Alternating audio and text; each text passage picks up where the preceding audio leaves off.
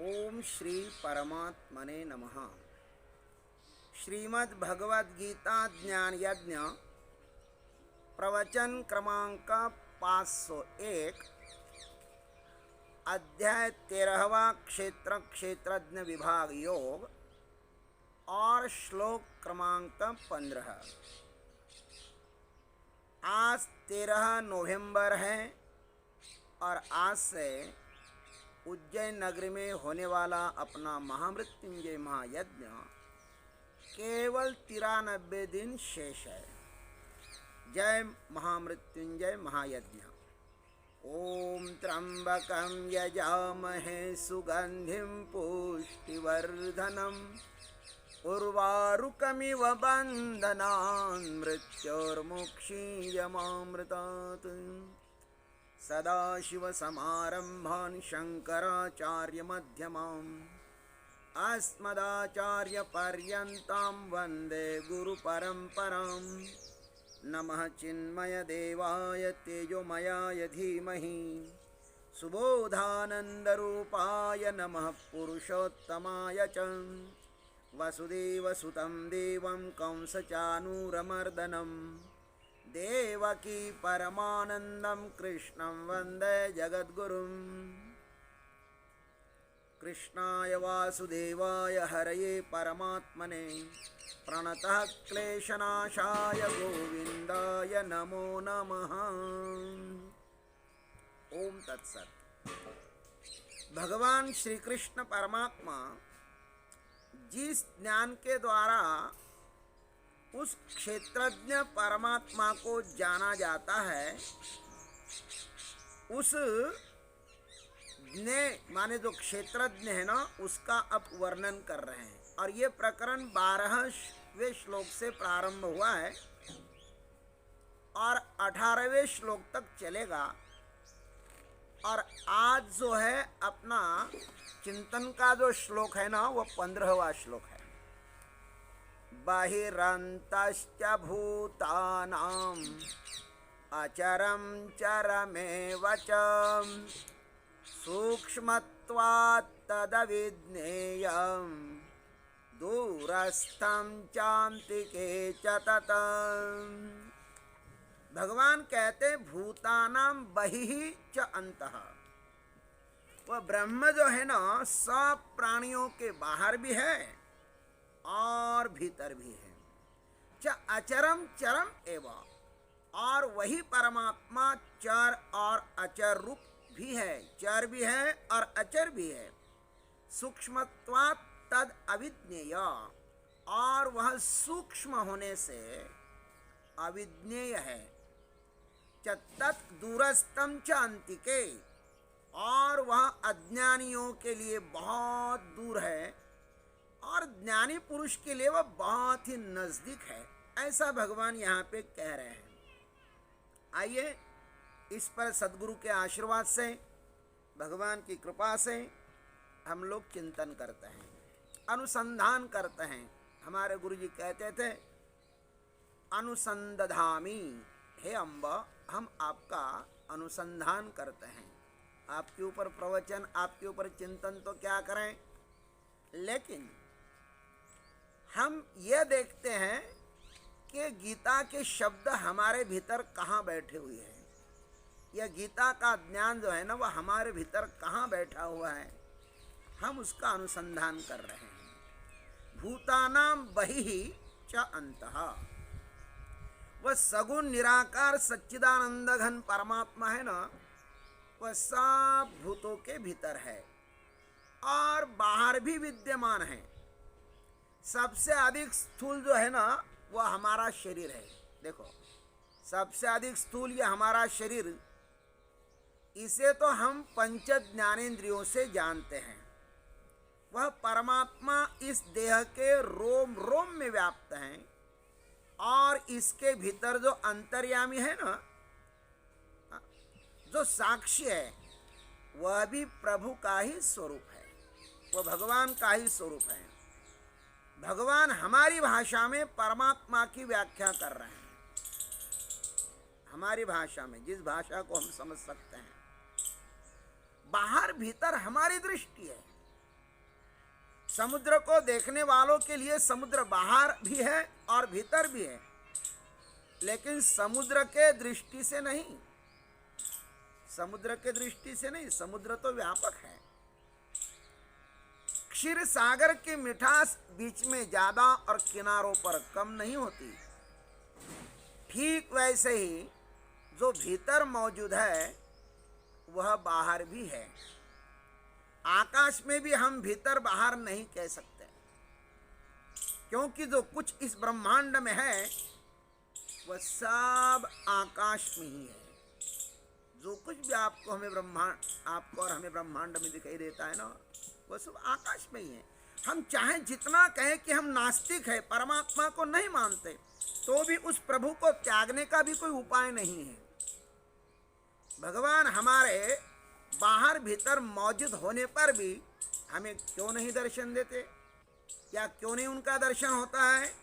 इसका उत्तर सिर्फ इतना ही है कि उस प्रभु को पाने की, पकड़ने की जो पात्रता होनी चाहिए ना, वह हमारे पास नहीं है। जैसे क्या दूरदर्शन के चित्र और उसका आवाज मेरे इस कमरे में नहीं है, या मैं जहां पे आज स्थित हूं वहां पे दूरदर्शन का चित्र और आवाज नहीं है? है, निश्चित ही है, किंतु वह मुझे क्यों नहीं दिखाई देता? यदि कोई ऐसा कहे तो इसका उत्तर सिर्फ इतना ही है कि उसे पकड़ने के लिए जो यंत्र चाहिए ना, वो यंत्र मेरे पास नहीं है। चित्र और आवाज तो इस आकाश मंडल में घूम रहा है, लेकिन उसको मैं क्यों नहीं पकड़ पा रहा हूं? क्योंकि उसके पास, मेरे पास उसको पकड़ने का यंत्र नहीं है। परमात्मा को जानने का अधिकार हो तो वह प्रत्यक्ष अनुभव में आता है, इसलिए परमात्मा को जानने का अधिकार होना चाहिए महाराज। वह है, लेकिन दिखाई क्यों नहीं देता? उनके कारण नहीं, हमारे कारण। उनको पकड़ने के लिए, उनको जानने के लिए जो यंत्र चाहिए, जो साधना चाहिए, वह हमारे पास नहीं है। अब कहते हैं अचरम चरम एवं, वह परमात्मा केवल शरीर के बाहर भीतर भी है ऐसा ही नहीं, अपितु जितने सारे जीव जंतु है ना, जो चर है और जड़ वस्तु हैं, जो चर माने चलने वाले और जड़ वस्तु है, उसमें भी वह परमात्मा मौजूद है। यह समस्त अस्तित्व उसमें भी, समस्त अस्तित्व उससे भरा भरा हुआ है, सर्वत्र उसकी ही सत्ता मौजूद है। यह समस्त अस्तित्व उससे ओतप्रोत भरा हुआ है। जैसे अग्नि की चिंगारियां अनेक तरह से भिन्न भिन्न होते हुए भी उन सब में उष्णता एक जैसी ही होती है। अथवा भगवान कहते हैं कि हे अर्जुन, पानी से भरे हुए हजारों घड़ों में चांद की परछाई अलग अलग होते हुए भी चांद एक ही होता है। अथवा नमक के अनेक ढेर होते हुए भी उन सब में खारापना समान ही होता है। या कोटि गन्नों का ढेर हो, उन सभी में एक समान ही मिठास होती है। मिठास में कोई भेद होता है क्या? नहीं। वैसे इन समस्त असंख्य चराचर भूतों के बाहर भीतर वह परमात्मा परिपूर्णता से भरा हुआ है। परमात्मा इतना सर्वसुलभ होते हुए भी दिखाई क्यों नहीं देता? इसका कारण क्या है? वो तो सब में मौजूद है, लेकिन दिखाई क्यों नहीं? उसका कारण क्या है? तो बोलते सूक्ष्मत्वात् तद अविज्ञेयम। वह परमात्मा अत्यंत सूक्ष्म होने के कारण जानने के लिए कैसा है? दुर्गम है। अत्यंत सूक्ष्म है ना, जानने के लिए दुर्गम का अर्थ है कठिन है। आकाश तत्व भी सबसे अधिक सूक्ष्म होने से जानने में नहीं आता। कुछ स्थूलदर्शी लोगों ने तो आकाश का अस्तित्व ही अस्वीकृत कर दिया है। वे कहते हैं कि आकाश नाम की कोई चीज है नहीं, चार ही भूत मानते हैं, पृथ्वी, आप, तेज, वायु। पृथ्वी अप तेज वायु इतना ही मानते हैं। सूक्ष्म वस्तु न दिखाई देने के 8 कारण सांख्य कारिका में माने हैं। कितने कारण? 8 कारण माने हैं। आइए उसको आपको बता देते। अति दूरात, वस्तु अति दूर होने के कारण भी वो दिखाई नहीं देती है आंखों से। हमारे आंखों से जो अति दूर होता है ना, जैसे अमेरिका है, बद्रीनाथ है, अन्य अन्य ग्रह तारे हैं, उन्हें हम नहीं देख सकते हैं। आज विज्ञान ने हजारों नए नक्षत्र खोजे हैं महाराज, यंत्रों की सहायता से खोजे हैं। उन्होंने बाहर भी खोजा है और भीतर भी अपने शरीर में खोजा है, किंतु यंत्र के द्वारा जो भी खोजा गया है वह स्थूल ही है। जो अति दूर होता है ना, उसे हमारी आंख नहीं देख सकती। फिर अति सामीप्यात, जो अत्यंत समीप होता है।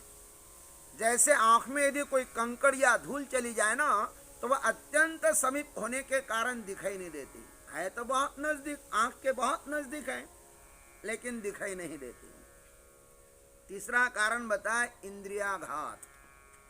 हमारी आंख ही बीमार हो, उसमें मोतिया बिंदु हो या अंधी हो, तो हम नहीं देख सकते, क्योंकि हमारे इंद्रिय पर क्या हुआ है? आघात हुआ है, नहीं देख पाते।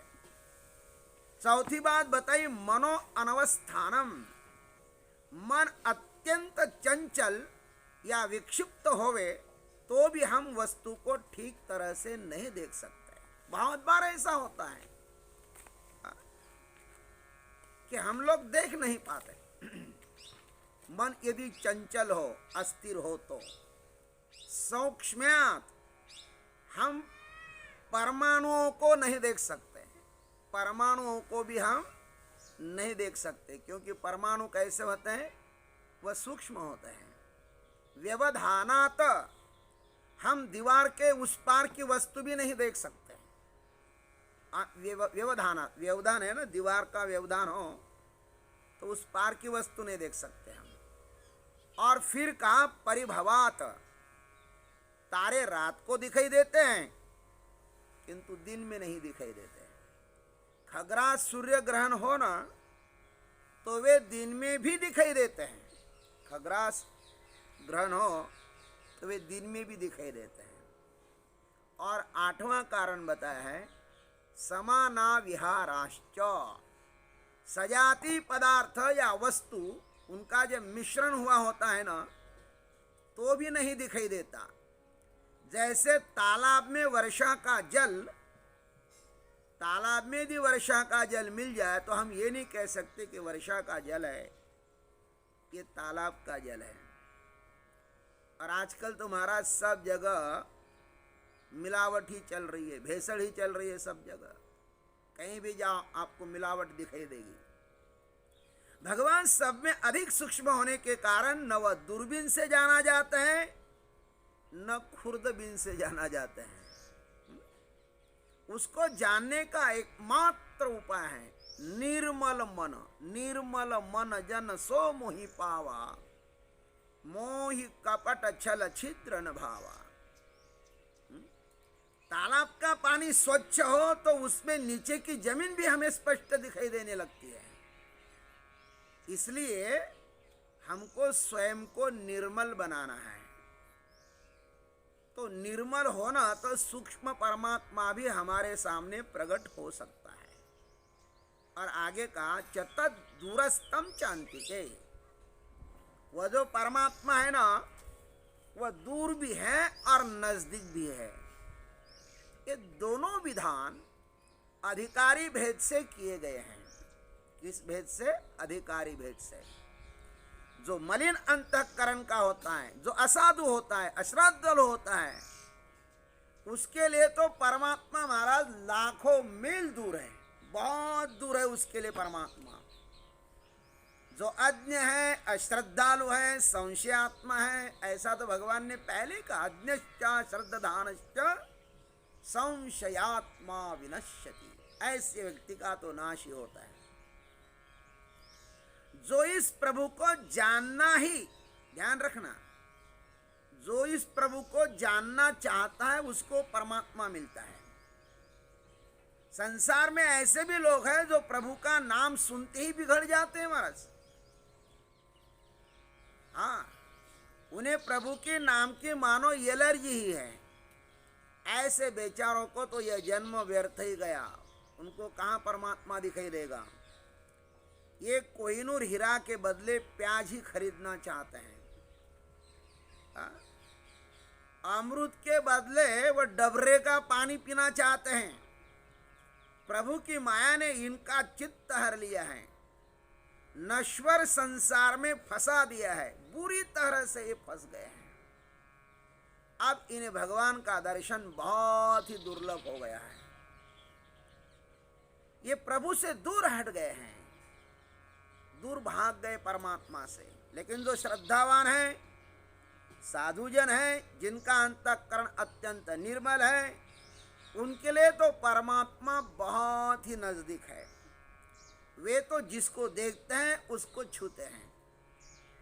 जिसको देखते हैं तो उस परमात्मा को ही देख रहे हैं, जिसको छूते हैं मानो उस परमात्मा को ही छू रहे हैं, जिसको सूंघते हैं मानो परमात्मा को ही सूंघ रहे हैं।